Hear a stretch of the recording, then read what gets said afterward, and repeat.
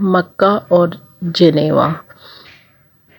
اس دور میں اقوام کی صحبت بھی ہوئی عام، پوشیدہ نگاہوں سے رہی وحدت آدم، تفریق ملل حکمت افرنگ کا مقصود، اسلام کا مقصود فقط ملت آدم۔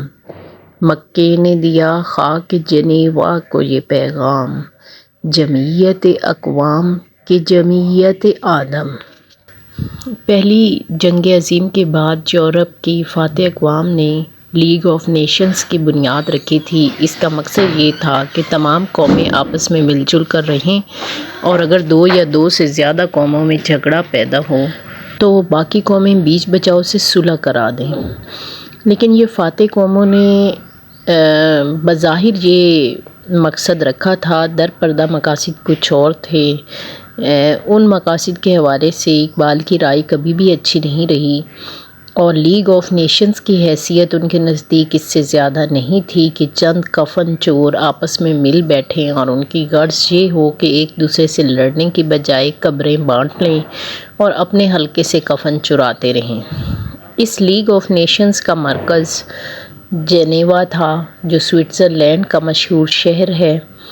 اقبال نے اسلام کے لیے مکہ اور فرنگی جمعیت اقوام کے لیے جنیوا تجویز کیا۔ انہوں نے یہ نظریہ پیش کیا کہ اسلام انسانوں میں وحدت پیدا کرنے کے لیے آیا تھا۔ اس کے برعکس فرنگی اقوام کی وحدت کا مقصد بھی تفریق آدم ہی تھا۔ تو موجودہ زمانے میں قوموں کے درمیان عام میل جول پیدا ہو گیا، لیکن انسان کی وحدت سب کی نگاہوں سے چھپی رہی۔ یعنی جمعیت اقوام بنانے والوں کو یہ حقیقت معلوم نہ ہوئی کہ اصل مقصود مختلف قوموں کو ملانا نہیں، بلکہ انسانوں کے درمیان وحدت پیدا کرنا ہے۔ اہل یورپ نے جو جمعیت اقوام بنائی ہے، اس کا مقصود یہ ہے کہ حسن تدبیر سے قوموں اور ملتوں میں تفرقہ ڈالا جائے اور انہیں ایک دوسرے سے الگ کر دیا جائے۔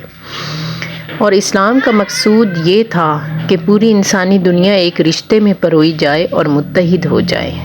مکہ معظمہ نے جنیوا کی سرزمین کو یہ پیغام دیا کہ تمہارے ہاں قوموں کی جو جمعیت بنی ہوئی ہے، یہ اصل مقصود نہیں۔ اصل مقصود یہ ہے کہ انسانوں کو اکٹھا کر کے ان میں برادرانہ میل جول بڑھایا جائے۔